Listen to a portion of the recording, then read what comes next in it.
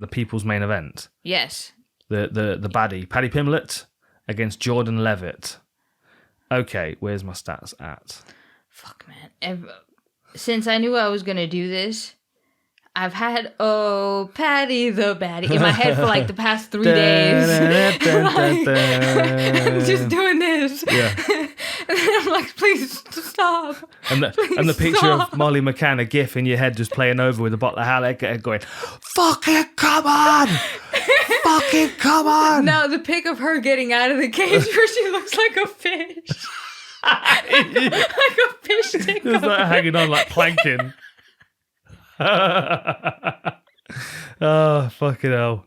Honestly, they're gonna make a movie about these two one day. Absolutely. I'd watch it. I'd pay whatever. Right? This is a movie that we're going to be watching sometime in the future about these two. And every time we see Paddy like at Cage Warriors or something, because if his teammates fighting, he's always there, man, in the back. Like, you know, he doesn't feel like he's too big for anything. Like he always shows up, which is great. Always shows up, never misses a meal. Anytime I'd walk by. Like, are you fighting yet? Okay, I'm just going out to KFC.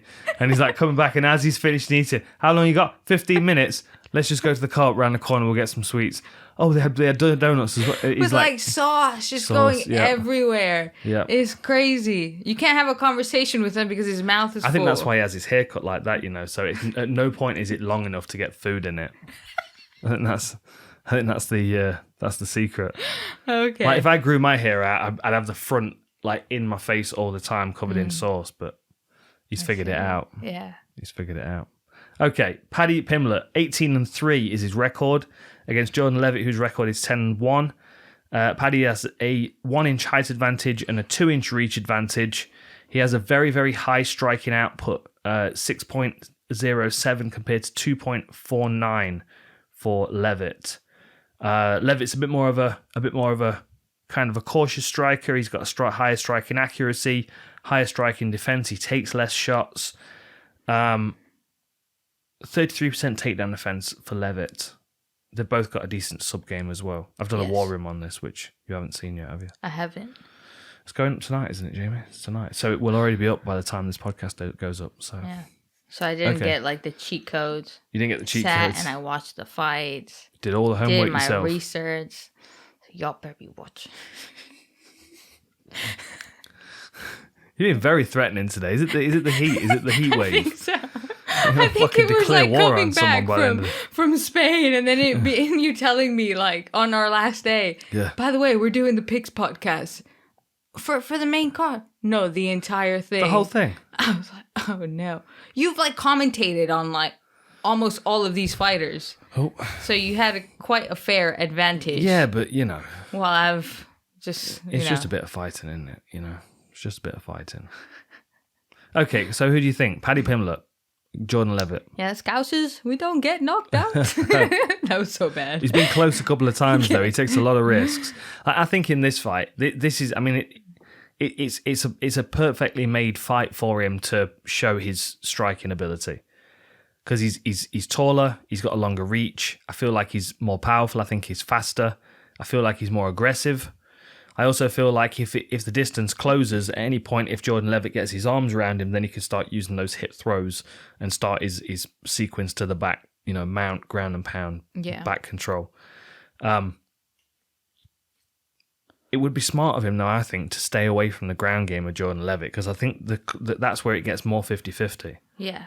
Like this fight it's quite one-sided for Paddy as soon as it's while it's on the feet, yeah. But as soon as it closes down, even the wrestling exchanges might be quite 50-50. You know, Paddy's got 25% takedown accuracy, 26% for Leavitt. Leavitt's all about body locks, trips and reaps. Paddy's about launching people onto his hips. Mm-hmm. They're both a bit risky, and they both end up people getting tangled up and falling into weird positions, and they've both got a lot of different submission attacks from different positions. Yes. I think Paddy's going to sub him. Do you reckon, yeah? I think so. Do you think he will hurt him first, though, before he subs him?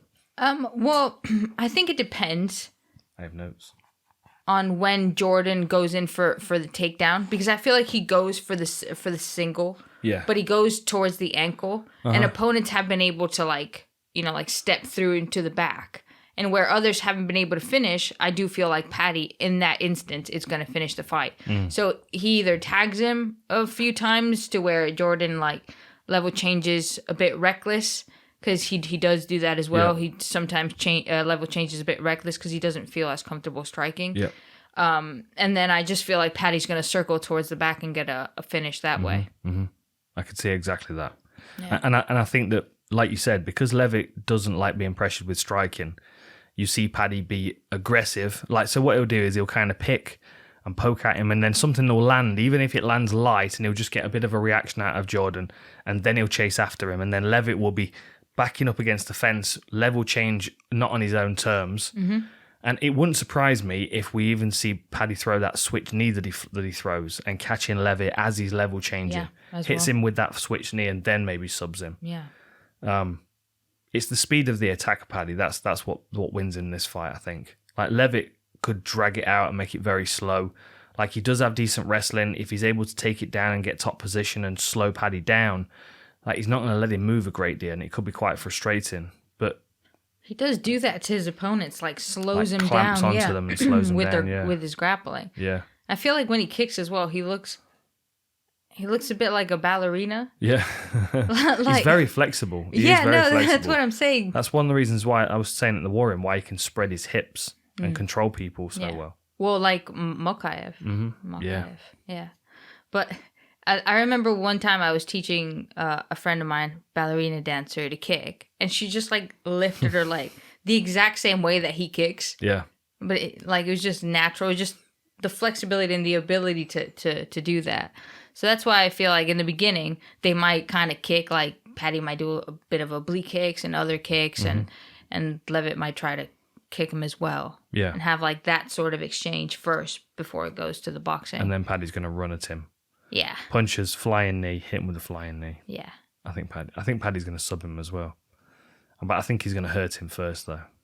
I feel like you changed your mind. Oh, come on. Because I said it. Yeah, really. Yeah, because you said it would be good for him to stay away from the grappling and stuff. Well, I tell you what you can do. I tell you what you can do. Oh, no. You can watch the War Room tonight. Okay, but I didn't want to. Because that was on record yesterday. Was it, JB? What? Talking about Paddy winning by submission. Yeah. Oh. I thought I was going to sound Maybe real you were smart. standing at the door. I wasn't listening. standing at the door. Yeah, you whatever. always like close Maybe it. it's So I bugged. don't Maybe listen it's to bugged. It's bugged. Is it this action figure? Is it this Lego figure of you? Yeah.